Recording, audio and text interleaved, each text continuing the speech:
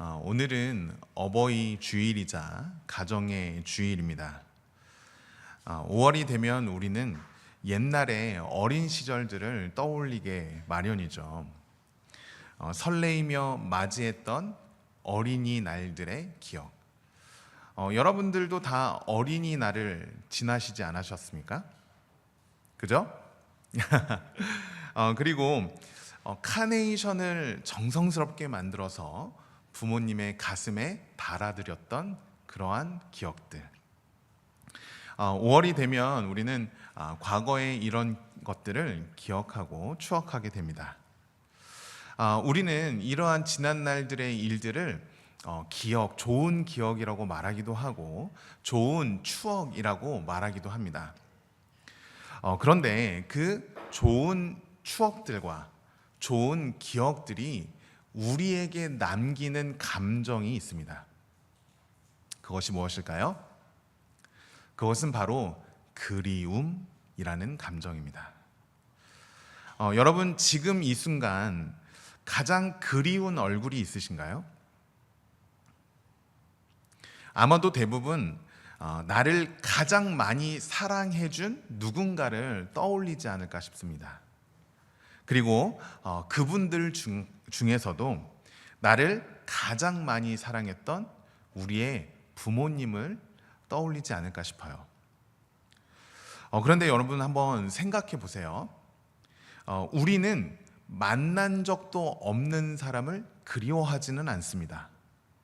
또요, 우리에게 상처만 주었던 사람들도 우리는 그리워하지 않아요. 그런데 우리를 사랑했던 사람들에 대해서는 그리움을 가진다는 거예요. 그렇기에 이 그리움이라는 감정은 어떻게 보면 우리가 사랑을 받았다라는 그 흔적이 된다라는 것입니다. 누군가가 나를 사랑해 주었기에, 누군가가 나를 간절히 사랑해 주었기에 그 사랑이 지금 우리의 가슴에 남아 지금도 그리움으로 살아 있는 거예요. 그래서 우리에게 누군가를 향한 그리움이 있다면 우리는 그분들에게로부터 사랑을 받았다라는 증거가 되기도 하는 것이죠. 5월이 되면 저는 개인적으로 그리운 얼굴이 있습니다. 우리를 그토록 사랑하셨던 부모님의 얼굴이 참 그리워요. 여러분 혹시 부모님께로부터 편지를 받으신 적 있으신가요? 사랑하는 어머니, 사랑하는 아버지께로부터 여러분 편지를 받으신 적 있으신가요? 편지는 이렇게 전화 통화하는 것과 다르죠. 편지는 그 편지를 쓴 사람의 마음이 고스란히 그 종이에 담겨요. 그래서 아마도 편지가 쉽게 버리지도 못하고 또 편지가 우리 마음속에 오랫동안 기억에 남는 이유가 그 종이 위에 써진 글들 속에서 그 편지를 쓰신 분들의 마음이 느껴지기 때문 아닌가 싶습니다.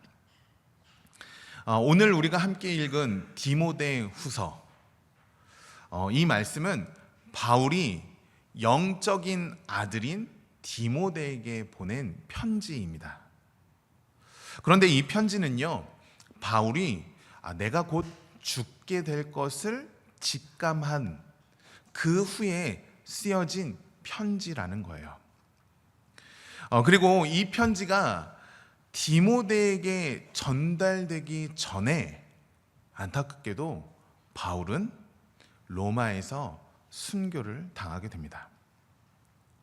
자, 여러분, 디모데에게 쓰여진 편지, 그리고 디모데에게 그 편지가 전달되어지는 과정, 그 순간 속에서 이미 바울은 생을 마감하게 된 상황. 바울이 죽었다는 소식을 듣게 된 이후에 디모데 손에 올려진 이 바울의 편지를 보았을 때 디모데가 그 마음이 어땠을까요? 바울이 죽었다는 소식을 듣고 난 이후에 받아본 그 편지, 그것을 볼 때 디모데의 마음이 어땠을까요?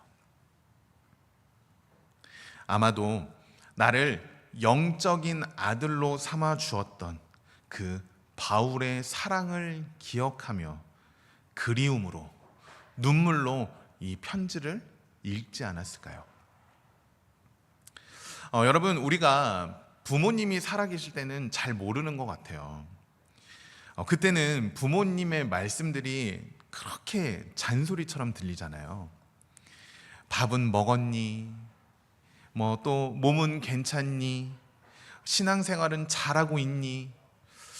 그 말씀들이 그때는 잔소리처럼 들리지만 부모님을 떠나보내고 난 이후에 그 말들을 생각해 보면 나를 얼마나 깊이 사랑하는지, 그 마음 속에서 나왔던 이야기들이라는 것을 시간이 지나서야 알게 되는 것 같아요.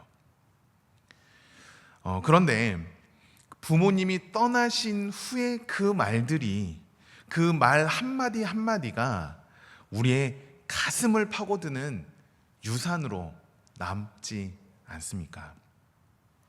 여러분, 말이 바뀐 게 아니에요. 말이 달라진 게 아니에요. 우리가 달라진 거예요. 그리움이 생기니까, 그리운 마음이 드니까 그 말들이 다르게 들리기 시작하는 거예요. 아마 디모데도 그러지 않았을까 싶어요. 바울의 편지를 그리움으로 읽으니 평범했던 그 말 한마디 한마디가 가슴에 사무치는 말이 되고, 그렇게 바울의 말들은 또다시 디모데의 가슴에 유산으로 새겨지게 되는 것이죠. 오늘 우리가 바울이 쓴 편지 속에서 여러 글들을 살펴볼 겁니다. 그런데 그 글들은 아마도 디모데에게 있어서, 그리움으로 바울의 편지를 읽는 디모데에게 있어서 믿음의 유산으로 남겨진 말들이 될 거예요. 오늘 우리가 이 바울이 남긴, 그리고 디모데에게는 믿음의 유산이 된 이 말들을 한번 살펴보도록 하겠습니다. 첫 번째는 무엇이냐면, 우리 같이 한번 읽어볼까요? 시작. 항상 힘쓰라. 오늘 본문 말씀인 디모데후서 4장 1절과 2절 말씀에 이렇게 말씀합니다. 우리 같이 읽어보겠습니다. 시작. 하나님 앞과 살아있는 자와 죽은 자를 심판하실 그리스도 예수 앞에서 그가 나타나실 것과 그의 나라를 두고 엄히 명하노니 너는 말씀을 전파하라. 때를 얻든지 못 얻든지 항상 힘쓰라. 범사에 오래 참음과 가르침과 경책하며 경계하며 권하라. 자, 여러분, 아까도 말씀드렸지만 이 편지를 쓸 때 바울은 지금 죽음을 눈앞에 두고 있었습니다. 그런데 그 순간에 사랑하는 영적인 아들 디모데에게 남기는 말이 무엇이에요? 마지막이니까, 마지막 순간을 이제 두고 있으니까, 그래 디모데야, 그동안 고생했는데 편하게 살렴. 그래 디모데야, 몸 조심하고 행복하게 살렴. 그래 디모데야, 그동안 고생했으니까 너 이제 쉬어도 되겠다 라는 글을 남긴 것이 아닙니다. 무엇이라고 말해요? 때를 얻든지 못 얻든지 항상 힘쓰라 말하는 거예요. 바울은 영적인 아들 디모데에게 사명을 이어갈 유산을 남긴 것이죠. 여러분, 생각해 보실까요? 우리 육신의 부모님들도 마찬가지 아닌가요? 좋은 부모는요, 자식에게 편한 길만 가라고 말하지 않아요. 자녀가 감당해야 할 삶의 사명들을 붙들게 하는 것이 좋은 부모인 것이죠. 저희 아버지가 살아계실 때에 저에게 항상 하셨던 이야기가 있습니다. 무엇을 말씀하셨냐면, 진경아, 시간 약속 꼭 잘 지켜. 이것이 기본이야. 이 말씀을 항상 하셨어요. 제가요, 이 말을 듣는데 사실 아빠 또 잔소리 하시네. 살아계실 때는 그런 생각했거든요. 처음에는 부담스럽기도 하고, 아빠 어련히 알아서 잘 지키는데 왜 시간 약속 잘 지키라고 말하는 거야? 뭐 그런 생각들을 했었습니다. 그런데 지금 되돌아 생각해 보니까, 그리움으로 저희 아버지가 했던 말들을 곰곰이 곱씹어 보니까 이 치열한 인생에서 살아남게 하는 가장 기본이 되는 말이라는 것을 깨닫게 되었어요. 여러분, 우리 믿음의 사람에게 항상 힘쓰라 라는 이 말은요, 가장 기본이 되는 말인 거예요. 기쁠 때든지 슬플 때든지, 상황이 될 때에도 상황이 되지 않을 때에도 항상 힘쓰는 것, 끝까지 자리를 지키고 끝까지 힘을 내어 믿음으로 나아가는 것, 이것이 우리 믿음의 사람의 기본이라는 것입니다. 바울은요, 디모데에게 이 유산의 말을 남겼던 것이에요. 자, 이제 그렇다면 두 번째, 디모데에게 유산이 되어버린 바울의 말 두 번째는 무엇일까요? 같이 읽어보겠습니다. 시작. 신중하라. 자, 오늘 본문 말씀 디모데후서 4장 5절 말씀에 이렇게 말씀합니다. 그러나 너는 모든 일에 신중하여 고난을 받으며 전도자의 일을 하며 내 직무를 다하라. 자, 여러분, 이 말씀을 보시면 지금 바울은 디모데에게 어떤 사명을 감당해야 하는지 말해주고 있어요. 자, 고난을 받고 전도자의 일을 하고 내 직무를 다하라. 이러한 사명을 감당하라는 거예요. 그런데 어떠한 마음으로 감당해라? 어떠한 마음으로? 신중한 마음으로. 여러분, 신중하다라는 이 말의 의미는 무엇이냐면 깨어 있으라 라는 의미입니다. 깨어 있으라. 저희 외할머니께서 권사님이셨는데 돌아가시기 전에 저희 자녀들에게 하신 말씀이 있어요. 무엇이냐면 뱀같이 순결하고, 여기까지는 좀 이해가 됐어요. 그런데 갑자기 뱀같이 지혜로워라, 이 말씀을 하시고 소천하셨거든요. 어린 마음에 그래, 비둘기같이 순결한 건 알겠어. 근데 뱀은 사탄 아니야? 왜 우리 할머니가 뱀처럼 지혜로우란 건지 막 많은 생각을 하게 되더라고요.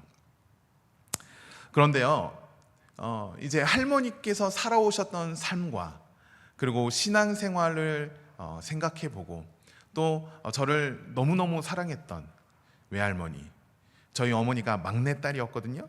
막내딸이 낳은 막내 아들이니 얼마나 이뻤겠어요. 그러니까 저희 외할머니가 저를 진짜 많이 사랑해 주셨거든요.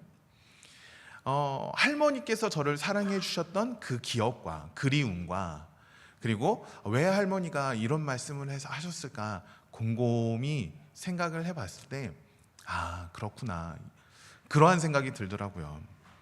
여러분, 우리는 이 세상을 살아갈 때 비둘기같이 순결해야 될 줄로 믿습니다.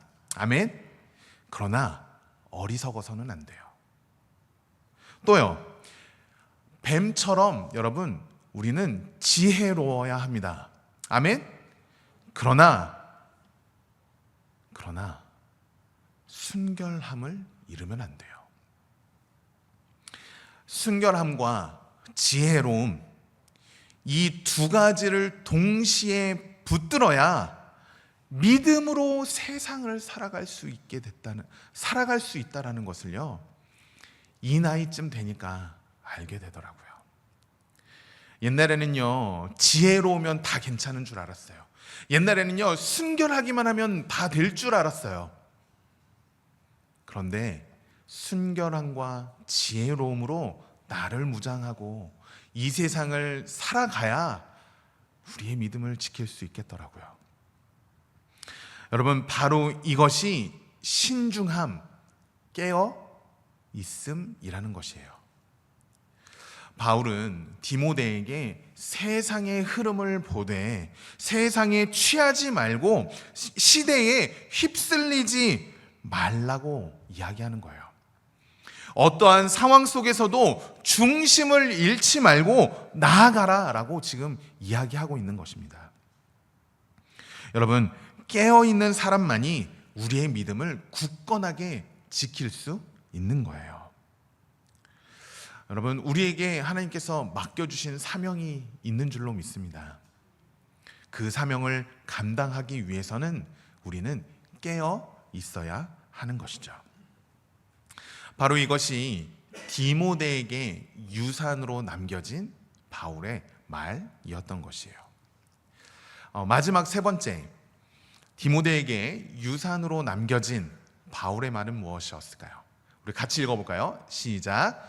믿음을 지키라.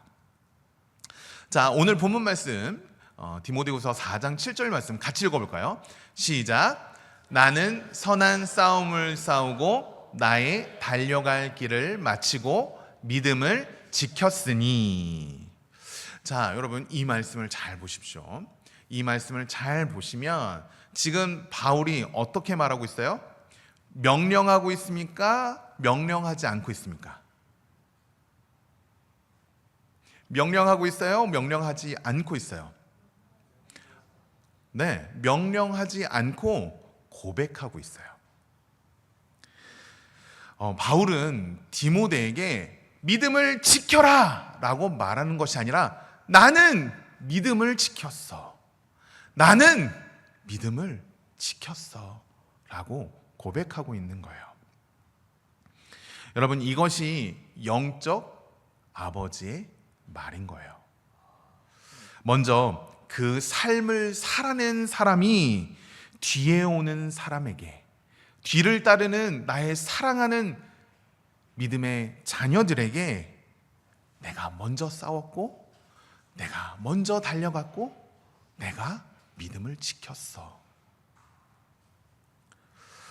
여러분, 우리 부모님의 말들 중에 여러분들에게 가장 힘이 되는 말이 어떤 말들이신가요? 지금 생각해보면 제가 참 철이 없었던 것 같아요. 저희 아버지, 어머니가 저에게 뭘 말씀하시면 아이고 아버지, 지금 시대가 어느 때인데 시대가 어느 때인데 그런 말씀을 하세요. 제가 알아서 할게요. 제가 요즘 그런 말을 듣고 있어요. 제가 요즘 그런 말을 듣고 있습니다. 그렇게 생각하면서요, 저희 어머니 아버지의 말을 약간 등한시했던 것 같아요.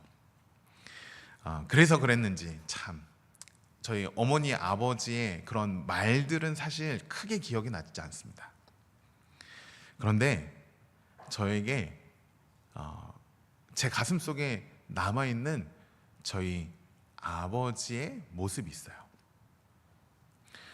출근하는 아들을 위해서 아침을 차려주셨던 아버지의 뒷모습, 그리고 아침에 일어나서 아픈 몸을 이끌고 기도하시던 뒷모습, 교회에서 조그마한 아이들을 보면 너무 이뻐서 걔네들을 이렇게, 지금은 조금 조심해야 되지만 애들을 쭉 데리고 옆에 있는 가게 가서 아이스크림 하나씩 사주시던 그 뒷모습, 저에게 삶으로 보여주셨던 그 삶의 언어들이 남아있는 거예요. 여러분, 우리에게 진짜 가슴에 남는 말들은 이렇게 귀에 들리는 말도 좋지만 우리가 두 눈으로 보았던 삶의 모습의 언어든 아닐까 싶어요.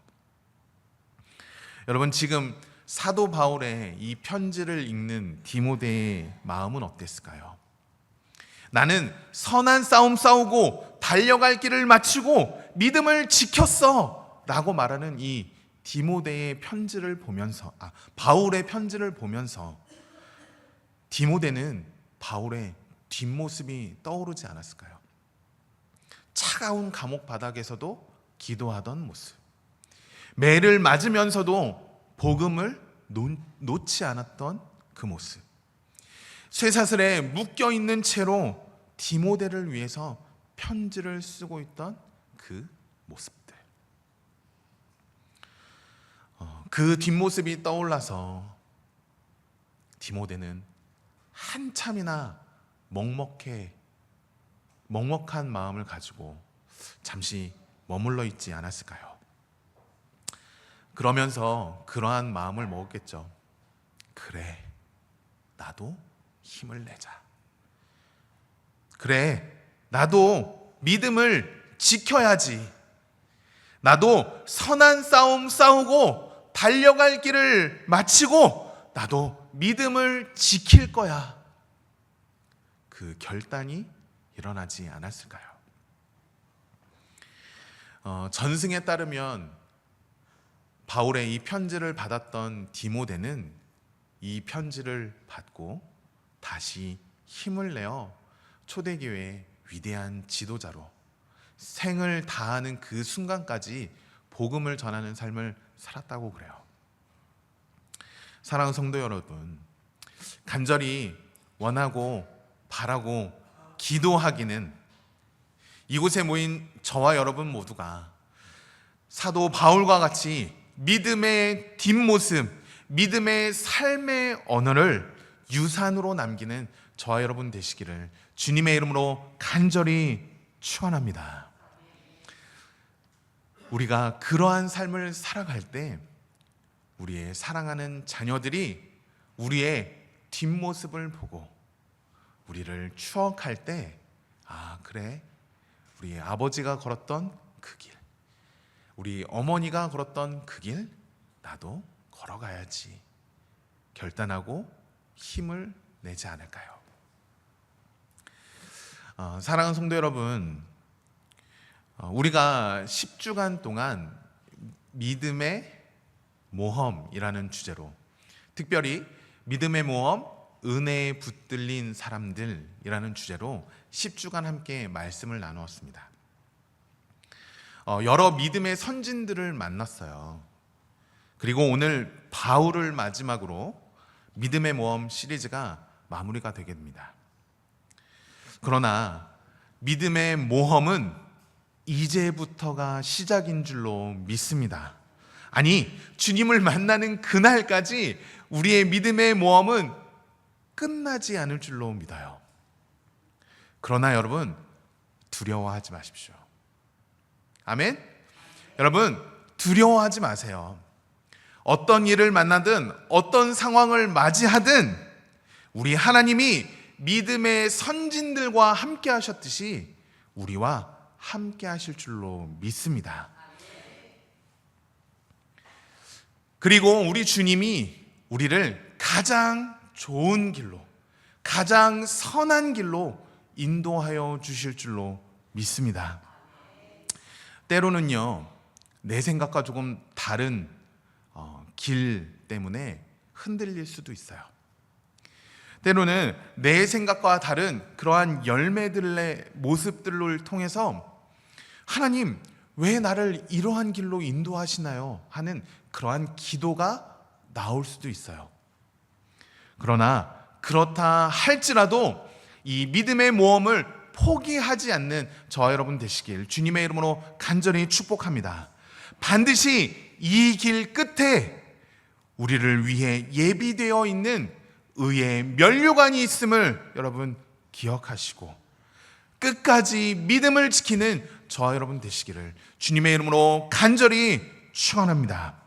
사랑하는 성도 여러분, 우리의 진정한 믿음의 모험은 이제부터가 시작인 것입니다. 우리의 선한 싸움을 싸우고 나의 달려갈 길을 마치고 믿음을 지키는 삶을 끝까지 살아가. 치열한 인생의 경주 속에서도 끝까지 믿음을 지켜내어 훗날 우리의 자녀들이 우리의 믿음의 유산을 보고 우리의 길을 함께 나아가는 우리 모두가 되기를, 우리 사랑하는 자녀들에게 굳건한 믿음의 유산을 남기는 우리 모두가 되기를 주님의 이름으로 간절히 축원합니다.